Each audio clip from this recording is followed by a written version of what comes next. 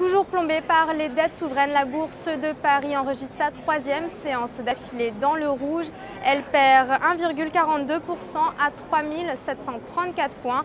Selon des économistes de plus en plus nombreux, dont Crédit Suisse, les États-Unis pourraient perdre leur note AAA, et ce même si le plafond de la dette est relevé.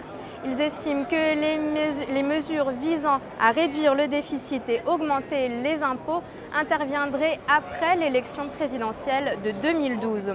Autre mauvaise nouvelle outre-Atlantique, la baisse surprise de 2% des commandes de biens durables en juin contre une hausse attendue de 0,3%.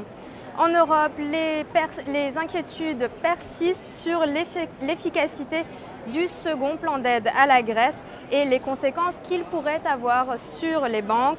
Le flou demeure également sur le rôle du Fonds européen de stabilité financière. Pour ces raisons, Goldman Sachs a baissé son opinion sur ce secteur. Les titres des banques françaises sont pénalisés. Natixis, Société Générale, Crédit Agricole et BNP Paribas lâchent entre 1,6 et 2,8%. Peugeot dévisse de 7,61% malgré une croissance de son résultat net de 18,6% au premier semestre.